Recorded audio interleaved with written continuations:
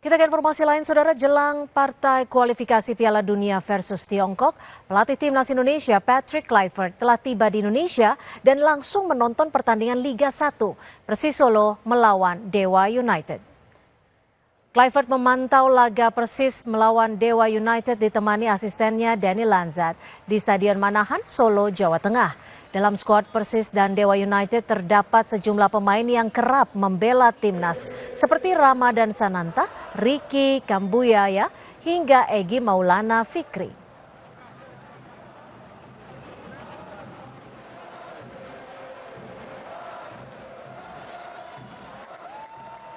Panitia pelaksana pertandingan di Stadion Manahan Solo menyebut Kluivert dan asistennya Lanzat membuat sejumlah catatan dan mengatakan ingin menonton permainan klub jelang akhir liga. Sementara bagi dua pemain, yakni Ramadan Sananta dan Egy Maulana Fikri, bilang urusan pemilihan pemain timnas adalah hak pelatih Patrick Kluivert. Pasti setiap pemain ingin memberikan terbaik, untuk dipilih atau enggak itu keputusan pelatih, dan kita sebagai pemain harus memberikan yang terbaik dan kepada semua tim dan juga kepada teman-teman. Tahu dia sebelum datang dia WhatsApp saya buat menghadiri acara. Apakah itu menambah motivasi dari di lapangan? Sebenarnya nggak ada sih, tapi ya kita coba yang terbaik, berikan yang terbaik. Oke? Udah ada bocoran belum buat tanggal 26? PSSI telah mengumumkan daftar awal pemain timnas Indonesia yang dipanggil untuk pemusatan latihan di Bali jelang laga timnas lawan Tiongkok dan Jepang pada kualifikasi Piala Dunia 2026 zona Asia. Pengumuman pemanggilan pemain timnas Indonesia dirilis pada Minggu pagi. 32 pemain yang akan menjalani pemusatan latihan di Bali mulai 26 Mei mendatang. Jaitses dan kolega akan bersiap melawan Tiongkok pada 5 Juni di Stadion Gelora Bung Karno. Selang 5 hari atau pada 10 Juni, skuad Garuda akan tandang ke markas Jepang. Lalu apakah 32 pemain yang dipanggil Patrick Kluivert mampu memperbesar kemungkinan untuk meraih poin penuh dalam laga melawan Tiongkok di kualifikasi Piala Dunia pada 5 Juni mendatang? Kita berbincang dengan M. Kusnaini, pengamat ataupun analisa sepak bola. Bungkus, terima kasih sudah bergabung bersama kami di Kompas Petang. Bagaimana dari nama-nama baru yang muncul nih kalau kita bahas satu-satu? Mungkin ada Lily Pali, ini kembali setelah lama absen di timnas. Bisakah memperkuat formasi lini depan untuk Lily Pali ini?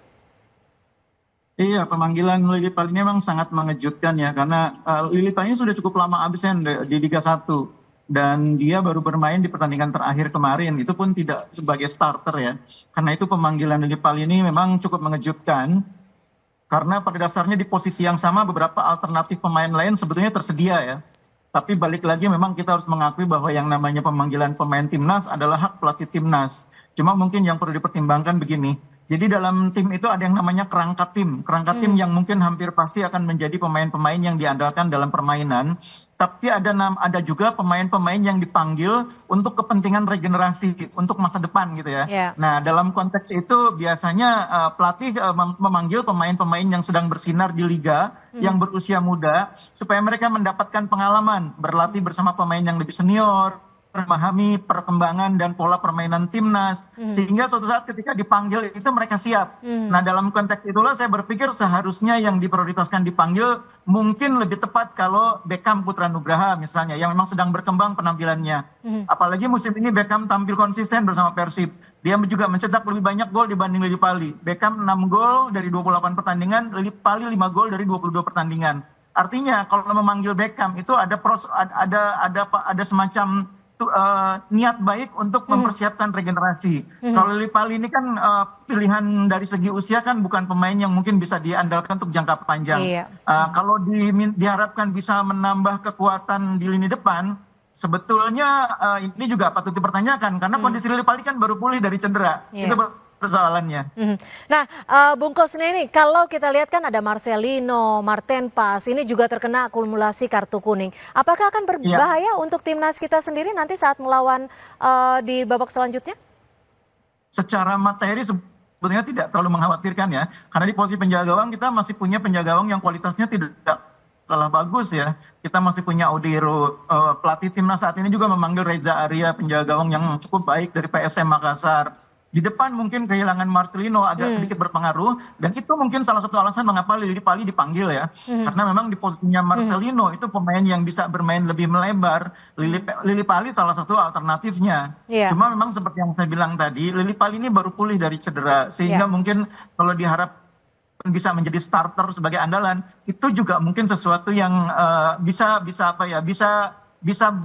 positif, bisa juga negatif gitu. Nah, kalau tadi Reza Arya, ini kan ada di posisi kiper. Bagaimana performanya? Apakah akan membawa timnas kita jauh lebih baik nanti? Kalau saya melihat pemanggilan Reza ini keinginan pelatih untuk untuk melihat alternatif. Karena posisi dua kiper utama itu sudah jelas, Martin Pas dan Audero. Kiper ketiga itu yang dicari, entah itu Nadeo, entah itu Hernando, atau sekarang ada pilihan Reza Arya. Lebih merupakan upaya pelatih untuk melihat alternatif, terutama pemain atau kiper yang punya prospek ke depan. Ini benar ini cara memilihnya. Jadi daripada memanggil Sahrul Trisna misalnya, memang lebih efektif kalau kita memanggil Reza yang secara usia masih lebih muda, lebih punya perkembangan ke depan. Nah, jadi ini cara berpikir yang tepat. Kalau cara berpikir dalam kasus Lili Pali dan Beckham, menurut saya kebalik. Oke. Nah, lalu apa sekiranya strategi yang harus disiapkan Kluivert saat melawan Tiongkok nanti agar setidaknya kekalahan sebelumnya tidak tertulang nih? Iya, lawan Tiongkok itu adalah pertandingan yang tidak bisa ditawar, harus menang ya. Dan Indonesia tidak punya pilihan lain kecuali harus mengalahkan China atau Tiongkok untuk menyegel posisi ke putaran keempat. Supaya nanti di pertandingan terakhir lawan Jepang kita tidak terbebani kewajiban harus menang di kandang tim yang sangat kuat. Karena itu saya berharap di persiapan yang lebih panjang kali ini, di pertandingan berikutnya, kita bisa menampilkan performa yang lebih bagus. Dan kalau melihat materi pemain yang dipanggil oleh Kluivert, sebetulnya sudah terbayang apa yang akan dia lakukan, cara mainnya seperti apa, susunan pemainnya seperti apa sudah terbayang. Tidak akan berubah dibanding pertandingan terakhir kemarin, kecuali Marcelino dan Martin Pas. Oke, baik. Mudah-mudahan ini akan membawa hal baik saat bertandang ataupun saat melawan Tiongkok pada Juni mendatang. Terima kasih, Bung Kusneni. Sama-sama, Cynthia, Cindy. Saudara, ke informasi lainnya di Kompas Petang masih akan kami hadirkan selepas jeda. Di antaranya jika tidak berhasil jalankan program yang dicanangkan, Presiden Prabowo Subianto nyatakan tidak akan maju kembali pada Pilpres 2029.